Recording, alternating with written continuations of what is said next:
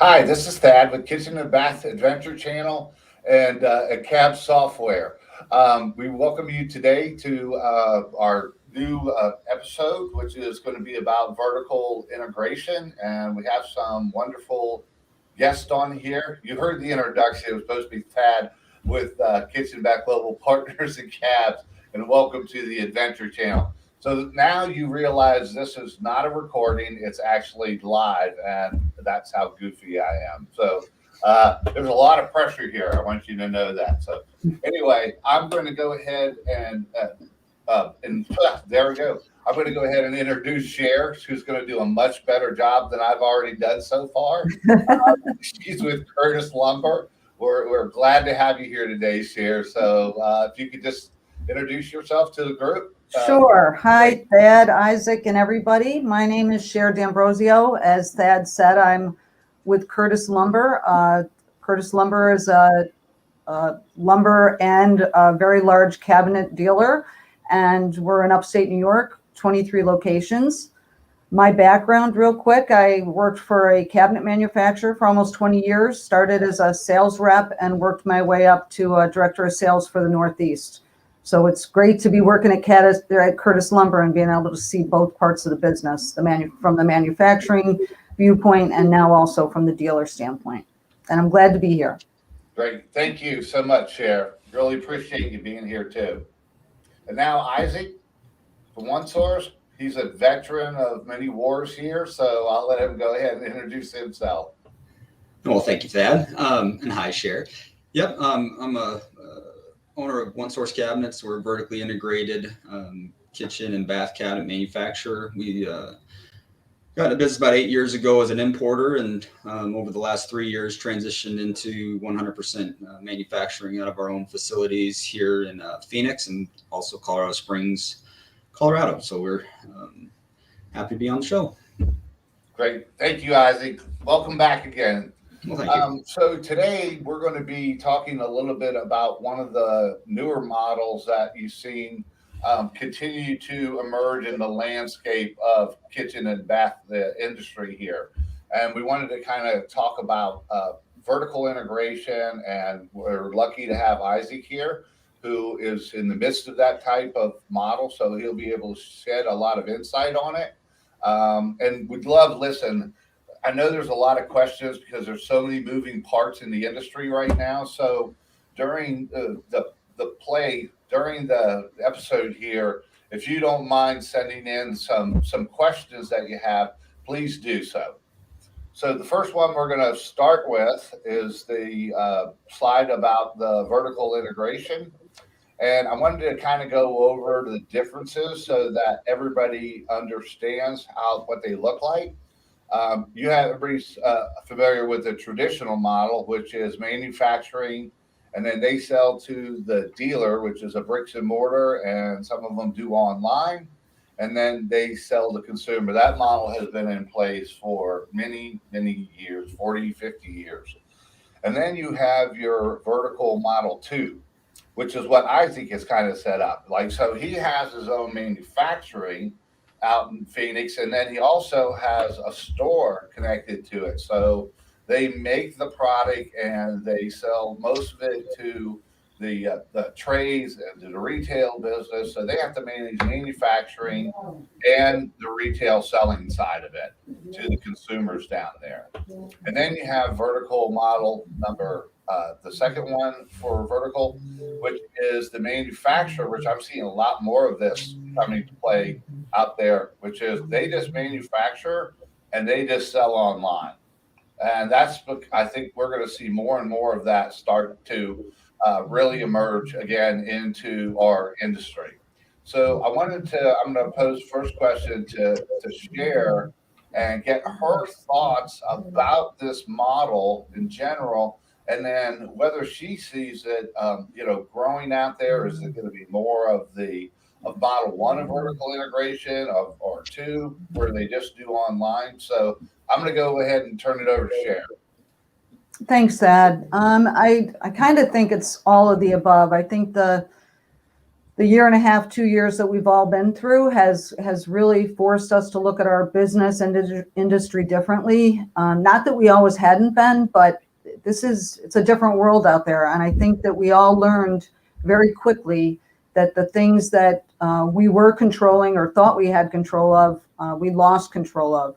So I know our business and many other businesses out there and many kitchen dealers are looking at things, and like Isaac has done, obviously, starting to look at other ways that they can control the business and go to market with the consumer.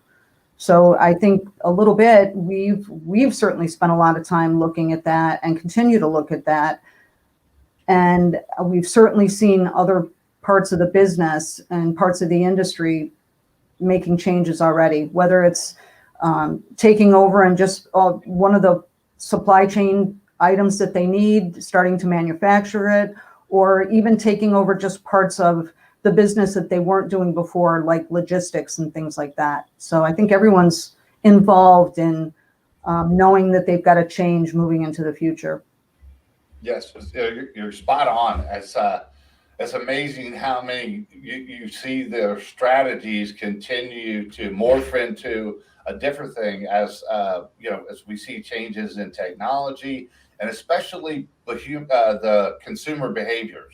They're moving faster now than we've ever seen them move in the past. And so, Isaac, without sharing too many secrets from your strategy room, your war room that you have down there, how do you see your business kind of evolving right now, and how online is going to play a role in that, and compared to the growth of the store you're supporting in the local Phoenix market? Obviously, competitive advantage is important and key.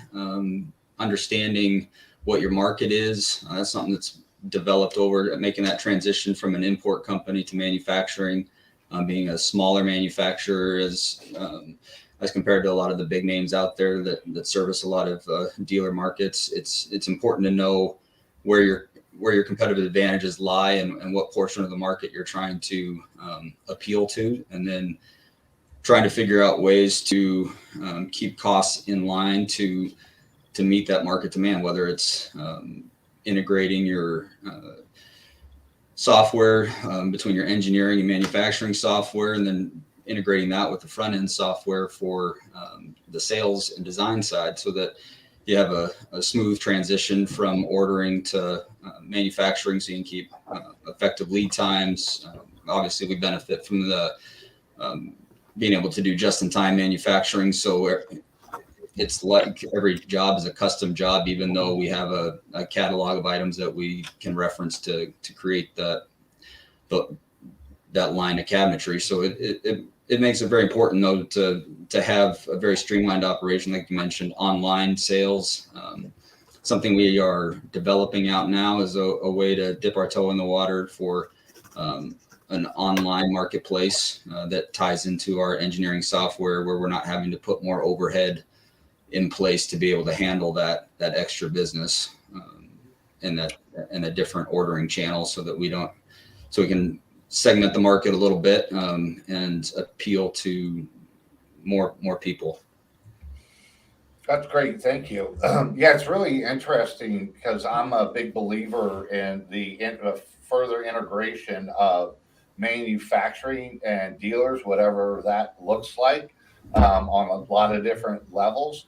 Because right now they act as solo businesses, and I'm sure you've heard talk about this before, where the dealers are putting the orders in the portals of the manufacturers, and then you go and put it over here and over here, and there's really no integration of information going back.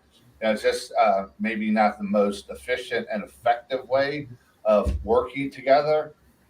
This isn't a plug, but we're doing a traction group in December that brings manufacturers and dealers to the group to be able to talk more, work out their big rocks, and understand what that relationship is going to look like in the future. And Isaac is already, out there working on this, because he does have the component of the manufacturing. He does have the component of the selling direct to consumers out there, and being able to dovetail those two together, I think is a big advantage. You have both insight into both different categories that are out there, and hopefully, continue to work together from one entity to the other to tighten and streamline those processes to really be able to do it, cost effectively, and then also being able to serve the customers really well, because you control more of what's going on there. It's more to control too, which is the other side that you have to do. But, at the end of the day, if you continue to improve them, then that certainly makes a better model than the two silo businesses that are out there. And yeah, to your point, Cher, what are your thoughts on that manufacturer dealer relationship and how you streamline that, and what lengths have been gone to recently that you've noticed to improve that, and what makes you shy away from a manufacturer when it's not? So first of all, I have to point out the dovetail analogy that Thad used. I thought that was pretty good, Thad, that you talked about dovetailing with the cabinet conversation. I think, that's a really great point. One of the things that we've said, and again, I'm referring to these past couple of years, is that we've really realized the true partners. And I think that, with the benefit that we have of being a very large dealer, there's things that we need from a manufacturer that we push on, that we, it really did help me being able to look at both sides of this. Being from the manufacturer, we did a lot of things that we thought, this is exactly what the dealer needs. And then all of a sudden I get in this seat where I'm a dealer and I realize, what, those first three things really aren't that important, but here's things we really need. So, we push and try to get that information that we need. And that really is what stands out on a good partner. A lot of times we all get in that, and especially in the past, where it's price, price, price. And I think that as you've been in the business a number of years, you realize price is important, but there's so many other parts of the relationship that is essential to be able to being a new partner and giving the dealer what they need in regard to, cabinets, products, service, portals, all those other things. So that's really what we found. And we continue, like I said, to push on the things that we do think are important. And a lot of that, whether it's the product piece, but it's also the analysis piece. It's a lot of the services that they offer, those type of things. It's the whole package. That's go to the quote. You always want to surround yourself with smarter people than than you are. And in my case, that's not very difficult to do. But I'm with you, Cher, on exactly what you're saying with those partnerships. What happened over the last year and a half or so or more is really like it was testing those partnerships. And like, who could perform? Like, who prepares for this? I mean, you can't prepare for it fully, but who in the midst of this thing was able to adapt to what was going on the quickest and still be able to serve their dealers? There was a lot of breakdown in communication that was going on during this thing. And I've never seen so many dealers, which usually don't like to switch lines that often, right? Because, you get displays, you get training, you got all this stuff. But at the end of the day, if they're the manufacturer they were partnering with couldn't really provide what they needed, they were switching. I've never seen so many migrate to other lines out there during this time. And I think you're going to see more of that because exactly what you said, really the partnership is the most important component of that relationship. Understanding what that dealer needs and how to help provide it and make it a better relationship between the two, a much stronger understanding of how that business works, alongside of it also understanding the manufacturer and working together with a common vision of where they're going. That's going to be the most successful model moving forward, at least, for whatever it's worth, the way I'd see it. So No, and I agree. And I think so much of it, it's so funny, no matter what conversations we have and what topic we're talking about, at the end of the day, we do talk about relationships. And that's huge, and who's listening and who's communicating. So totally agree. Yeah, I was working with some dealer reps out there, and we're really trying to heighten their level of understanding of the dealer's business. And as manufacturer rep, they're like, look, what we've done in the past. A lot of it is we go out, we do product training, we handle, if there's something manufacturing defects or whatever, the basic stuff. We go out and have dinner with them, and they're like, that relationship is still part of it is still important, but when you need to bring value, it has to be greater than that. That's the value that's been brought to the table from them forever. And they have really taken, the bull by the horns and trying to understand more. Really, how can they do something to help those dealers? I told them, you know what? That's the insurance for you in the future. The more you can help your dealers grow and survive in the future, the more your future is going to be insured. So I think some of them are starting to get that side of it. I think they're forced to be getting that Yes. side of it. And we had a vendor in here the other day, and he had said that there was a team of them, but they were saying that they have a quicker turnaround, and they had ended up being a Band-Aid for a lot of the dealers, just like you referenced, in terms of, people needing product quicker and things like that. And I'm like, way to take advantage of an opportunity. I mean, that's, again, it may have just been a Band-Aid for some, but it's building a new relationship with others. Yeah. And if it works really well when they went for that Band-Aid, they may say, you know what, if it's working this well, why don't we just stay with this one? Yep, exactly. Yeah. Get your foot in the door. With the other one. So did you have anything else, Isaac, you wanted to add on this subject? Yeah, I think it just maybe taking it to that next level of that dealer contractor customer relationship too, and the way that's transformed over the same time period as well. I think that's another cog in the wheel, is that it's not just manufacturer to dealer, it's manufacturer, dealer to customer. In our case, it's manufacturer, designer, customer. That you have to have that information traveling in with all the new shortages on materials, which I think we'll see a lot more of even here in the next quarter.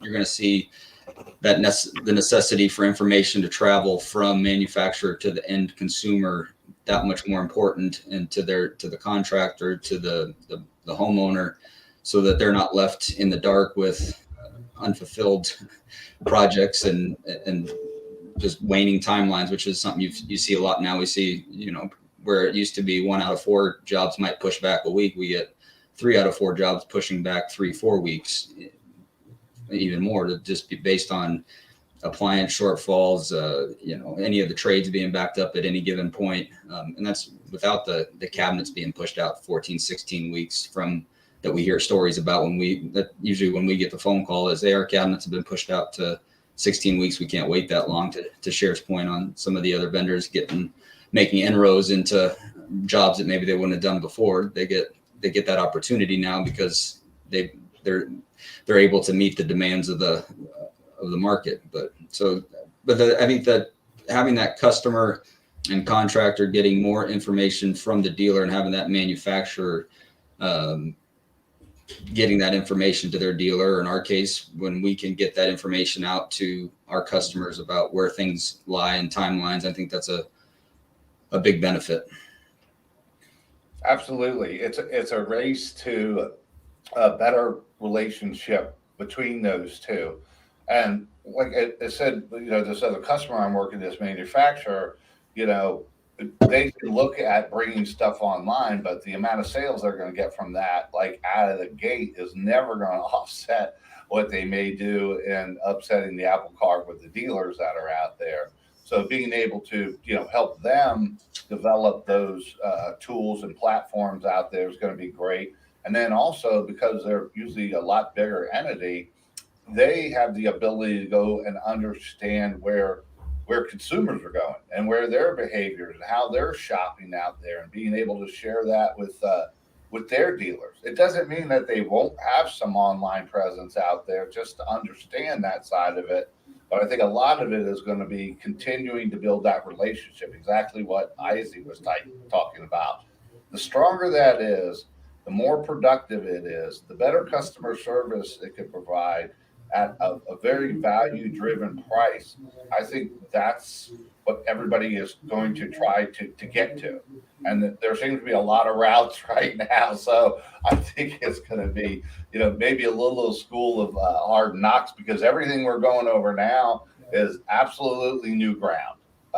And it's going to change in a lot of different directions. And that's why I like it so much. It's so exciting. And the movement isn't like what you've seen years before, right? You see like that in the kitchen and bath industry. And now people are starting like, oh, that's not fast enough. We really got to speed this process up. And that means risk, right? So they're going to have to like find their way around out there and find out what's working and keep their eyes open. I'm sorry, go ahead. I was going to say, from what I've seen recently, and kind of in this last 2 years, which I think adds to the complexity of what's going on, is I think the expectation from the consumer for what they want, based on whether they're seeing design ideas on TV, online, just the cost coming, in some respects, coming in line on some more custom items with pressure from imports and things like that makes more options available, which then puts more onus on dealers and manufacturers to come up with ways to meet that demand. And now you've got material shortages, and that to try to figure out where you've got that many more logistics to figure out. And now you double that by having those same logistics that are new to a lot of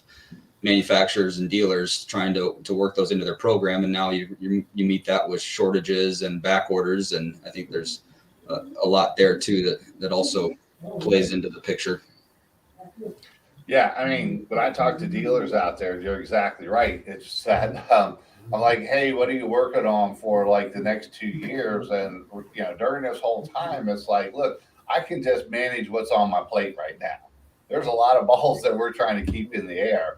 And I was like, look, I totally get that, but you can't just let a year go by without any initiatives inside your company moving forward. Otherwise, when things slow down, whether it's a year and a half or whatever, and like, okay, I got a little breather room. There's going to be a lot of companies, whether they're in the industry or coming into the industry, that have already moved forward in those areas. And then you're going to be playing catch up. And then that'll get to that next thing, the great resignation, which is our next episode. But yeah, you have to keep moving forward. I think anything else before we move to the next slide? The only thing I was going to add to what Isaac said was that, that was an interesting point and so important regarding the communication from the manufacturer, because, and again, pushing them for what we need. But a lot of what, and to touch on what you said, Thad, we're changing as we go. And one of the things that we've had to do, and again, because of all those things Isaac talked about with supply chain and labor and all those other fun things, is that our customer experience has always been critical to our success, but we've really worked at and honed on setting the proper expectations, which is tough at the very beginning of the process to say, hey, basically you're going to be waiting a long time, and this is, here's the things that could go wrong. We had to get very creative in how to do that and not have people running away, but we have done that, and that has helped a lot.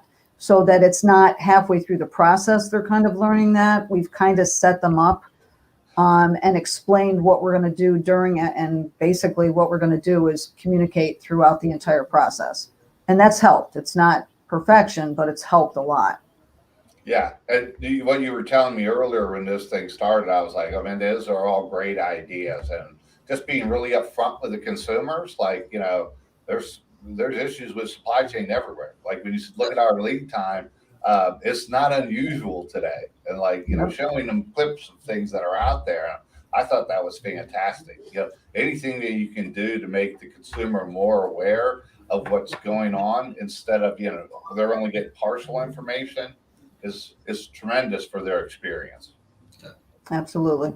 So we've had that conversation quite a bit where it's, and that's something too we had to learn, because our lead times, 5-6 weeks, where everybody else is 14-16 weeks. But that's also true for a lot of the component manufacturers too that go inside some of these cabinets. So we're delivering cabinets without components in them, and then we're still waiting that, and we're getting, you have issues with money and things like that where customers don't want to sign off on a final job and say, well, Sure. understood. But so if we don't have that, like to your point, Cher, if you don't have, and that's what we learned, is that if you don't have that conversation up front, like these inserts, you have to know that we're giving you these better lead times, but that means the cabinets are going to come out. You're going to be able to make progress on countertops, flooring, backsplash, so forth. But there is that expectation that this is above and beyond our control, and we're going to get it to you as soon as we get it. But at least we're making these steps. These are the positives. We're getting everything else moving forward. This is still going to be on a bit of a delay until we get that one component or something that's out of our control. So.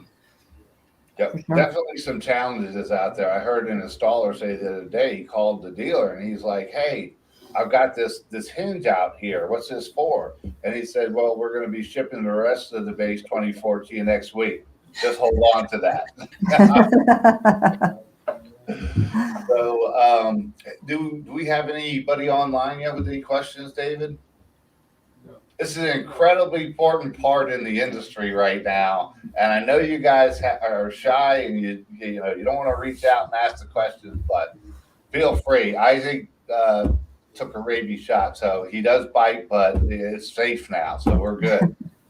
Do we want to bring up the next slide then?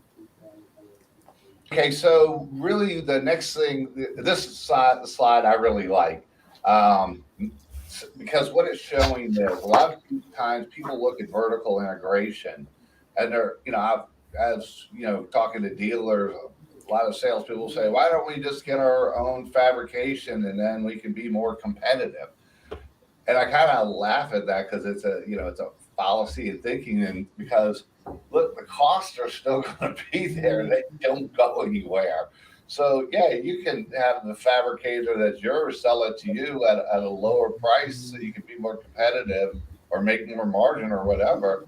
But all that's going to do is impact the profitability of that fabrication plant that you own. So it's like the ragu spaghetti sauce. It's all in there, right? It's not going anywhere. It doesn't eliminate it. And so in this model, basically you have the traditional one, which is the manufacturer, dealer, consumer, right? And now the manufacturer, like Isaac, who's also the dealer component of this thing, is going to be responsible for all the expenses that a typical dealer would handle for a manufacturer. That's sales, marketing, people, training, logistics, a separate P&L, the store itself. And so all those expenses that were housed by the dealer before are now being taken on by the manufacturer.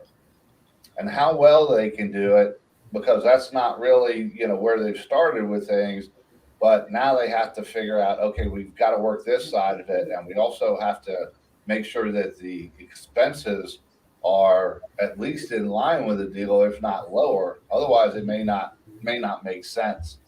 So, that's the migration of expenses. And I'm going to throw this one out to Isaac to start off with, because he's experienced it firsthand and in dealing with that new part of the model of manufacturing, which is the selling side. Sure. Kind of to your point, as we evolved in the process, taking on more and more of the manufacturing role, and then obviously moving completely to manufacturing, it was definitely a change. And obviously you'd like to do that business plan and have it all hit just like you figured and Bob's your uncle. But unfortunately reality punches you in the face sometimes. You gotta pivot. So as we started the manufacturing process, tried to appeal to our same customer base and meet the demand that we were meeting at a certain segment of the market, we realized that we'd have to pivot off that somewhat, because we weren't gonna be able to get our costs in line with where we used to be on the import side. That things would have to change a little bit and focus on what were our benefits to the customer, what market we should be looking at. And that's, again, the economy of scale is an important thing. And that's larger manufacturers that have the dealer market. They've spent a lot of time developing out large footprints where they can produce a large amount of products with a good variety, so they can appeal to a lot of different, a larger breadth of the market.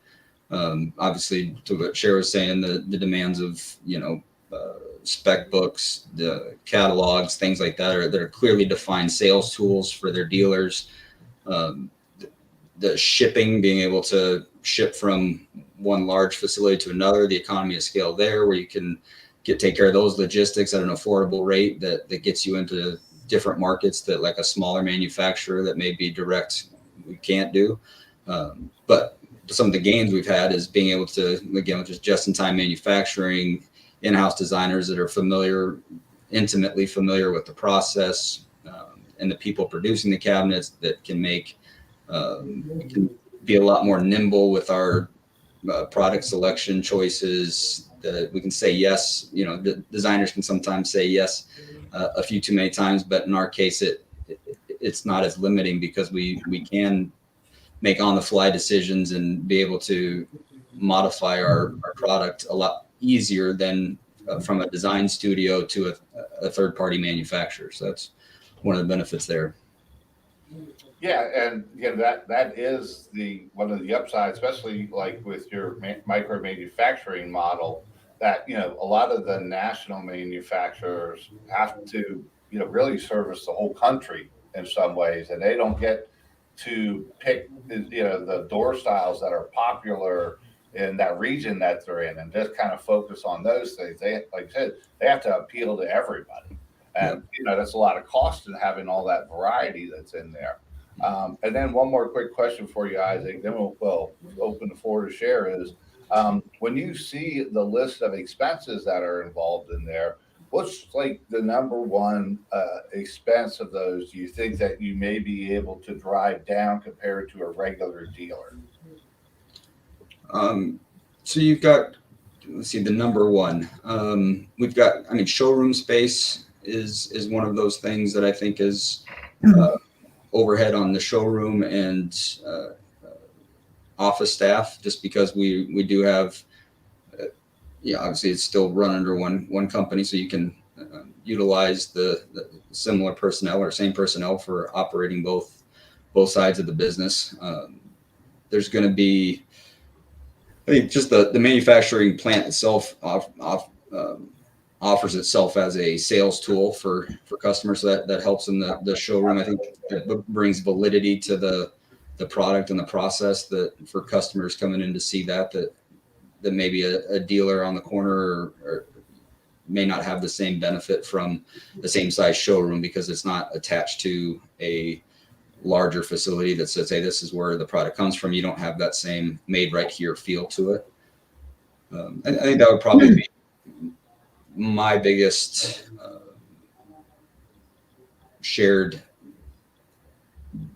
benefit to having the direct model for manufacturing to consumer.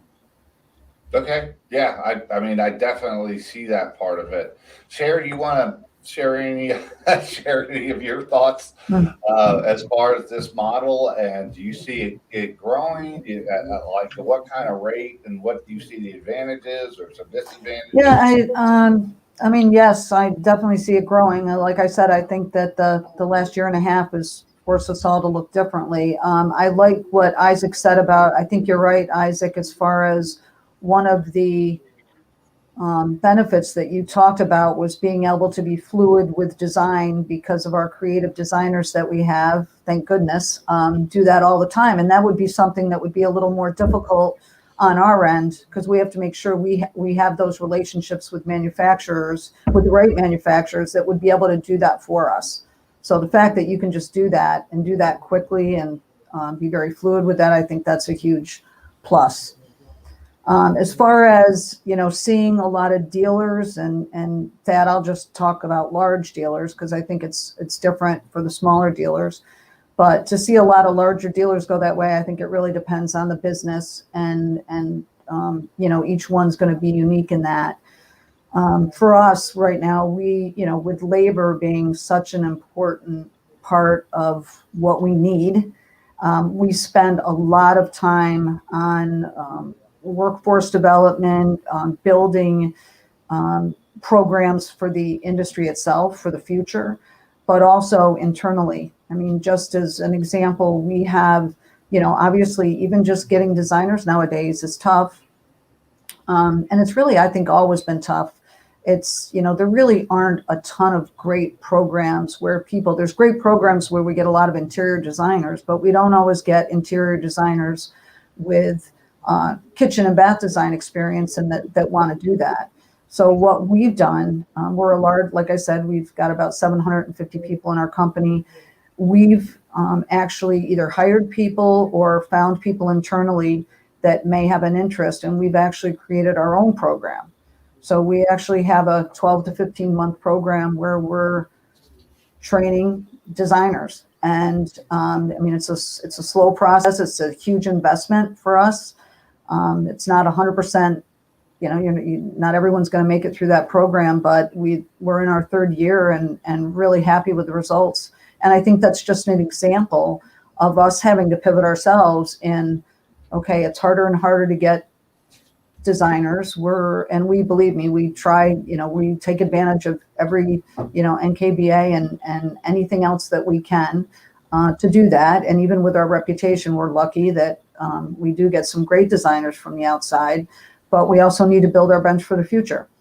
And, there's a lot of senior designers. We need to get, some younger people that are interested in getting in the industry and working hard. And with our program, we're going to have to, really take advantage of teaching it ourselves. And so we have an internal trainer, we have an internal program, we have a training library, and that's all basically something we had to do because we couldn't do it the way we always did it in the past. Yeah, it's interesting. I was rereading Good to Great the other day, and one of the things that they said in there was the great companies always hired the person, like on their attitude and their ability to grow and learn, and they teach the skill sets to them. And other people are looking at and they're like, oh man, how long is that going to take? I need to have somebody I can hire that can bring $1 million to me tomorrow. I'm like, really? That's not going to probably happen. And you guys being bigger, it gives you an advantage where you can do that. If you go to a showroom that has like 2 designers in there, it's difficult to bring somebody in. Right. Because who do you have to train those people? The other designer's selling a lot and may not be able to, spend the time with them to get them up to speed. So certainly advantage for larger dealers that are out there.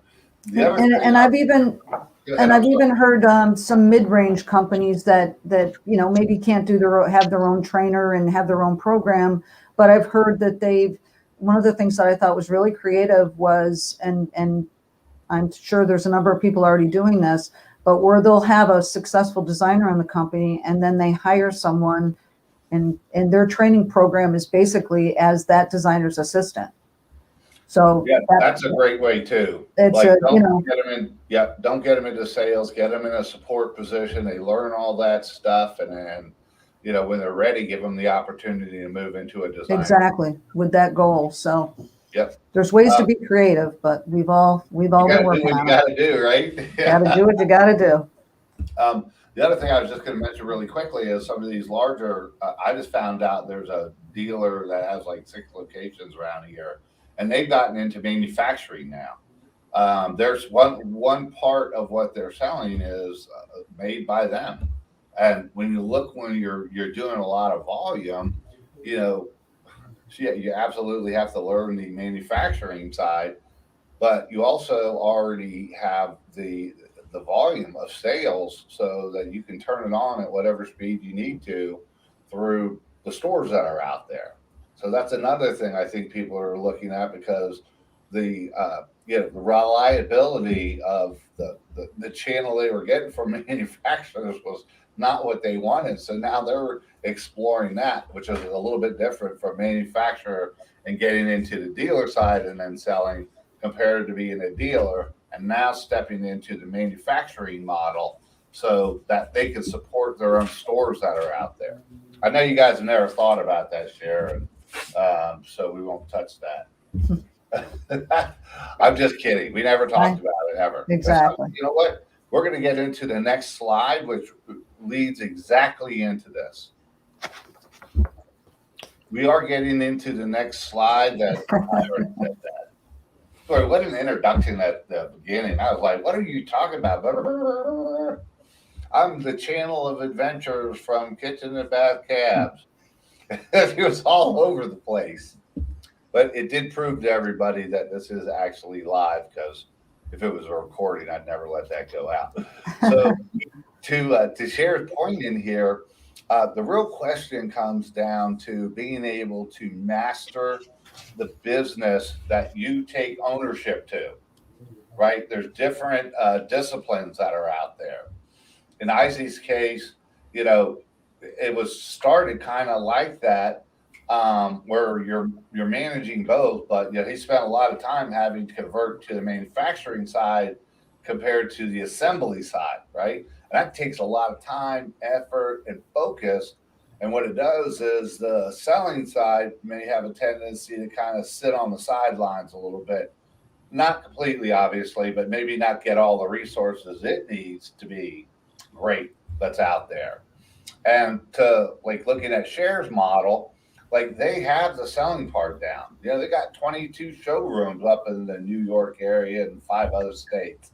And, you know, now that they have that down, do they want to get into manufacturing, right? Like that's a big step for somebody like that. It's like like I said, it's a whole different business that they have to learn over there. They do have the volume that they can set up with that thing, which is a real nice advantage. But in their minds, they have to decide, do we want to try to manage both? And can we be the best at both? Or do we want to stay out of the manufacturing and spend all of our time, resources, and focus on how we can do better in the selling space that's out there? So that's what it comes down to. Like, so I'll give you a quick example. If you're a good manufacturer, right, and then you want to get into the selling side, and your manufacturing is like B plus, A minus, or whatever, but your selling is like a C. First of all, the volume you're going to be moving out of the plant is not going to be where it should be, because you're not selling as much as you should. And that whole model may not like really transfer into profits or great customer service or the branding that you want to get out there. The same way back with the manufacturing from the dealer side. Then the other part is you look at the two expense models. One of them is the vertical sales model that's out there, and the other one is the dealer sales model. And you have to compare those. Like, you know, maybe Isaac is over there and he can do the vertical sales model for 10% less, right, than a dealer can. But if he can't provide the level of service through that model that the dealer can, yeah, he's saving some money that's going through there, but it's not really, you know, manifesting itself into what he needs for the manufacturing side too. And so, you know, it's a big divide and it's a lot to conquer. And on top of that, everything's moving really quickly. Like you can sit here and say, hey, you know what? I want to run 5 businesses right now. And in my mind, I'm thinking, are you kidding me? That's going to be chaos. You know, as much as people think, yeah, we can do all these things, you only have so much time and you only have so much resources. And you've got to decide what you're really good at, because guess what? You're going to be hit by about 15 new directions that we've never seen in the past, by different models, different marketing, all kinds of things, augmented reality. And you got to keep like very focused on what you're going to be all about. Okay, I'll shut up now and pass it on to the smarter people here. Either one of you guys want to take this to start off?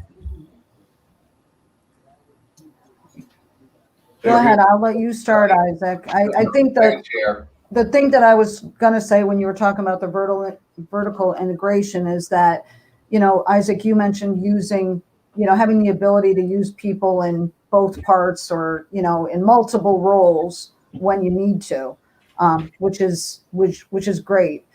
But the other challenge would be, and again, as you're looking at these models and trying to figure out, okay, what is the best model? And like you said, Thad, with all the competition and the different types of things coming at you, it's a lot to think about, a lot to figure out, and you really do need to figure out what's best for our business. What do we do best? What can we do best? And what do we need to let somebody else do for us? So it's tough to figure all that out. But again, it sometimes comes back right now with what we're looking at is, do you have those people? Do you have the people to grow? Do you have the ability to grow? Do you have the, financial infrastructure? All those things. I mean, it's different for everybody. And I think that that's why there's so many different models and so many different things moving so fast in our industry. Yeah, I mean, people are outsourcing a lot of things. Like a lot of people are outsourcing design, right? They're like, hey, if business is up, then I just put it over. If it's down, I have a variable cost that's in there. It relates to how my sales are out there. And that's just one of many that you can look at of how they're outsourcing stuff. And that's why I think that integrated partnership is so powerful, is you continue to surround yourself with people that are really, really good at the discipline they've decided to own. And then you integrate it with somebody else that does that and somebody else. And then you've got like a Super Bowl team that's going out there. There's always changes that are going to be taking place, but everybody really knows what they're supposed to be adding to the whole partnership and focused on that.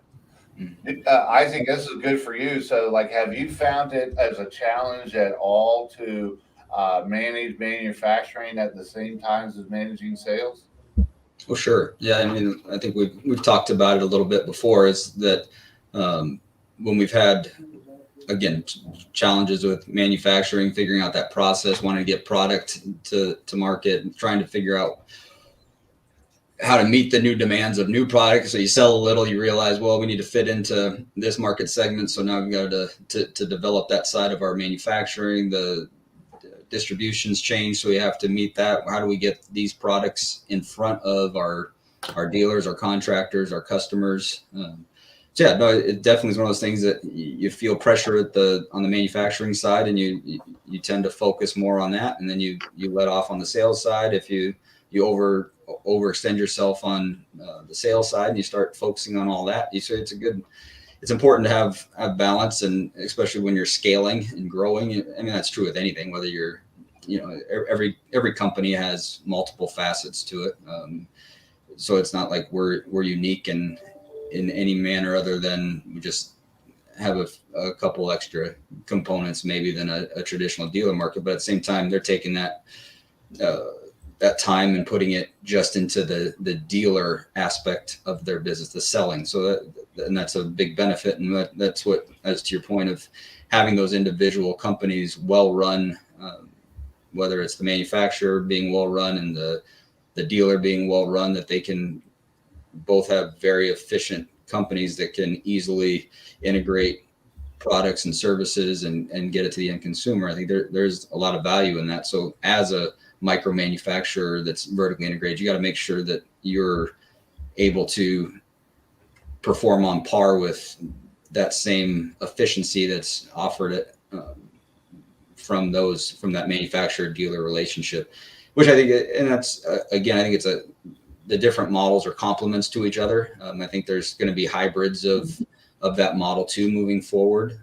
I think to the customer or the dealer you mentioned that had 6 locations that was starting to do manufacturing, I think some people are hesitant with that because they're worried, and we've had the conversation with people before, dealers, that, oh, you're going to be stepping on toes, and then now they're not going to sell to you because you're making your own product, and how can we sell it if, well, at the end of the day, there's room, there's value, and the sales side and bringing customers to the table. There's value that, a one-time consumer as compared to a regular dealer or contractor, that there can be different segmented sales that happen throughout that process. So it doesn't all have to be a one-size-fits-all solution. And there's going to be a lot more where it's buying components, especially as we have the digital age get more and more upon us here. And you're already seeing it, where you can have the integration of multiple vendors into one product happen seamlessly in the back end of a software program that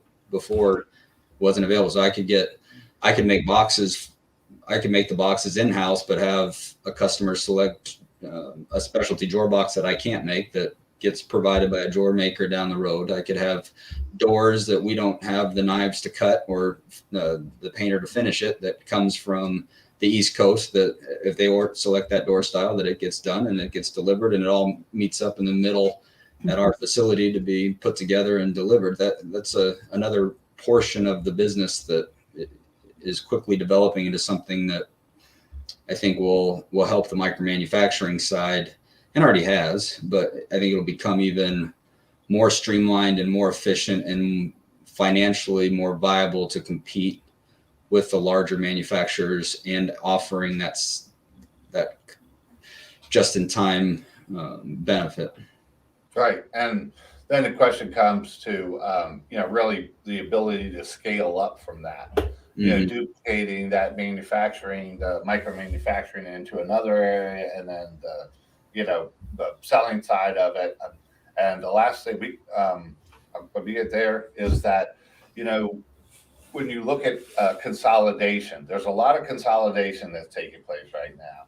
You can look on the manufacturing side, right? Like over the last couple of years, you look at Cabinet Works Group, and there's a bunch of them that are all being bought by private equity or by other ones that are out there. And then you look on the dealer side, and there's a lot of acquisition there where people want to grow and they're not in a certain market and they're buying up the local dealers.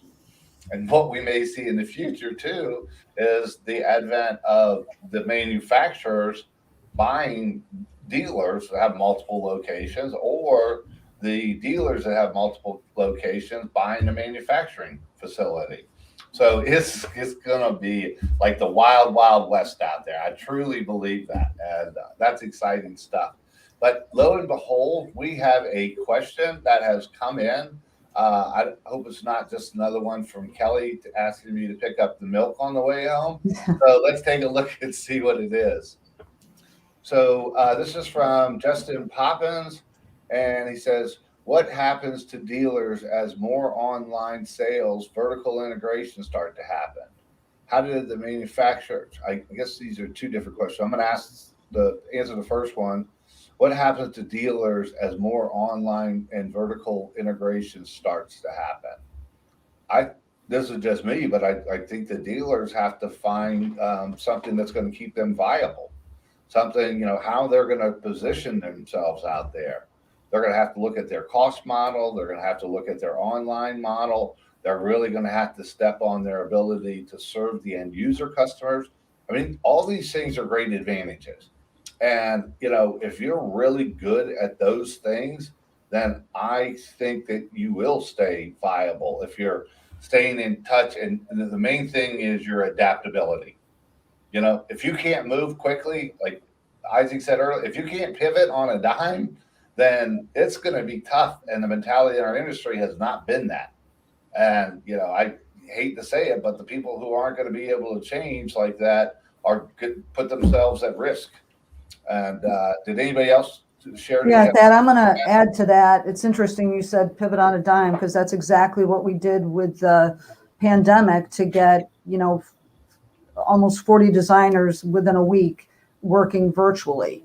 So we were always working toward, we have the 360 views of our showrooms online. With the millennials and the many people that prefer to do things online, and the pandemic only helped that along even more, like we all know. We'd already been working on a lot of, really strengthening our lead management program so that we actually, address each lead before we're shooting it to somebody to take care of those kind of things. But the virtual part of it, we've continued to enhance. Even when we did come, the designers came back in the building, there's still a lot of people that prefer to do things virtually. So we had to be able to, you can't just hold up a door style. We had to figure out ways to, how can we go through this entire process, including all the sign-offs, without someone walking in our showroom if that's what they choose to do. So they could be in our showroom, on our website. We just came up with a lot of different tools that have really helped us along and kept us viable. So I think that was a really good question. But a lot of it, like I said, we were working on some things, but boy, did we have to go full speed ahead. Yeah, and the speed, I just can't say it enough, is like, it's everybody looks at it like in the rear view mirror, like, okay, what they've experienced about the speed of change. Like, okay, we can get to it. It's not going to move too fast. I'm like, you can't judge the speed of change by looking backwards, not like where it's going in the future. It's like, looking at a horse and buggy back there, and everybody in front of you is driving race cars. And that's the speed things are going to get to. And they just have to come to that realization. It's scary and it's different, but if you can't put the risk in there, it's riskier not to change. Absolutely, in these days, that is what would apply out there. Did you have anything else, Isaac? Yeah, I was just going to say, the chasm that still exists between the end user and the final product of a completed kitchen, with, especially in this case, kitchen cabinets.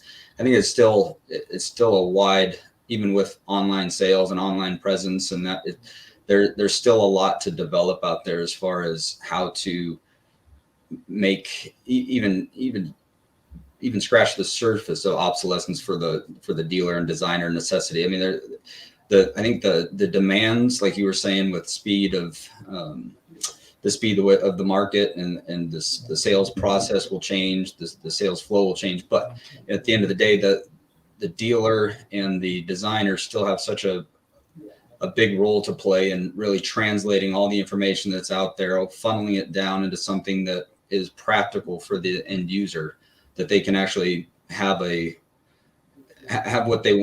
big investment go to something that's truly going to be something they want for the 20 years that they're going to have it for, and the 30 years or how many ever years. And there's just, it's amazing how many professionals, quote unquote, in the industry are out there that just they don't hit the mark as we stand now, and with all the information available. So I think again, the cream just rises to the top, and there will still be just a huge place for designers and the dealer business moving forward, to be able to get that information to a customer that has just so many things to think about. I think we're seeing that with the digital age. It doesn't mean that there's less going on, because people are busier now than they ever were. The digital age has just made it so we have access to more things than we've ever had access to. So now we've got to figure out how to digest all the information that's out there, everything that's available to us.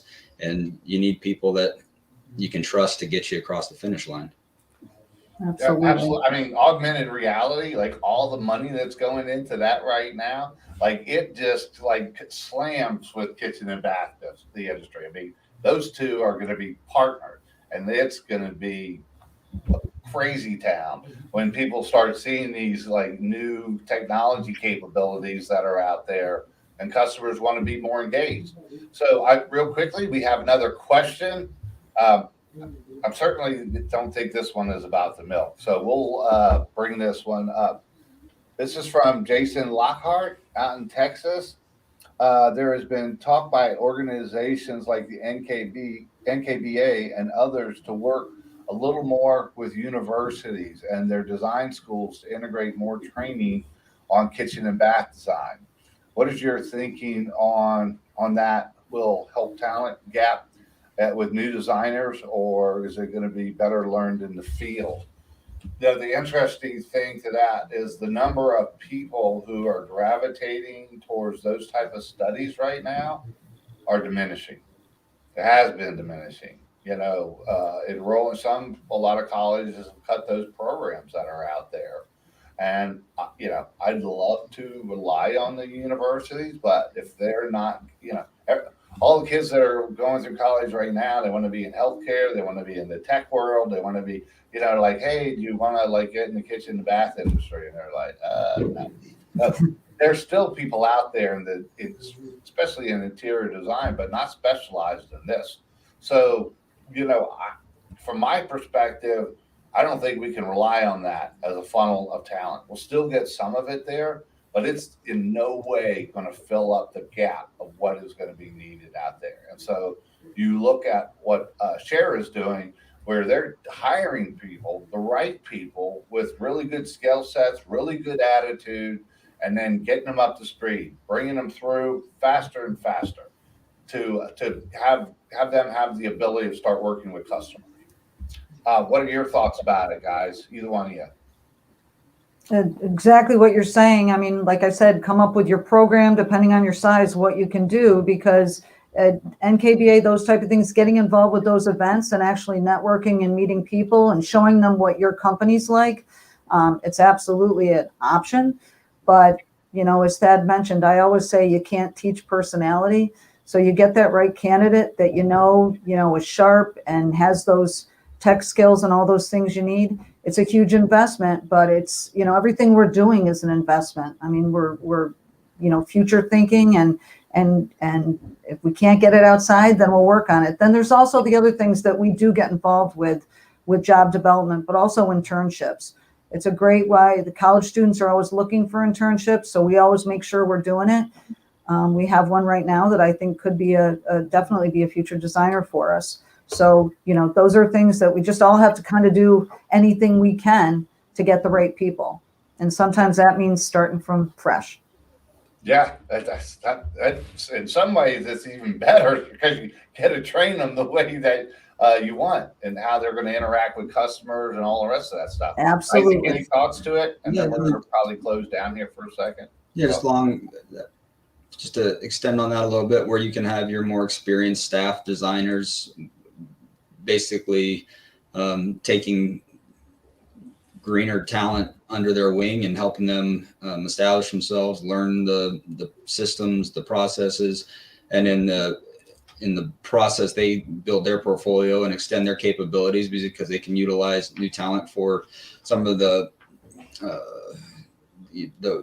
portions of their daily routine that they need help doing, like field work and measuring things like that, the customer meetings, design appointments, that those you can have the shared team atmosphere in the sales process. And then as they get more experienced in the sales process, then they can eventually go out and sell on their own and design on their own and be free to make more inroads within the company. So I think and then that can kind of build upon itself, but you got to start somewhere.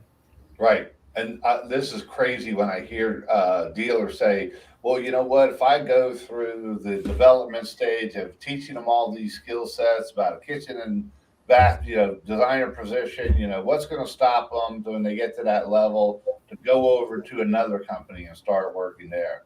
I was like, that sounds like your problem. If you have a company that they don't want to stay at, they spend all that time there. They're like, well, they pay a little bit more. I was like, that's not the reason they're leaving. If they really like the people they work with and the team and the environment and the engagement, all those things, the likelihood that they're going to go is not very high. So, but you got to have that in place too, obviously. Well, listen, we're down to just over our time, and I really wanted to thank our guests today.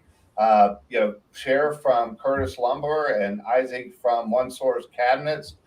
It's been great to have you. I really appreciate your time and your insight as things are moving forward, and I hope a lot of people watching this got some things that they're scratching their head now and kind of wondering what they're going to do next. So anyway, thank you guys again for coming. I really appreciate it, and hopefully we'll see you back on here soon. Sounds good. Thank you. Thank you. Take Have care. a great afternoon. Thank you so much.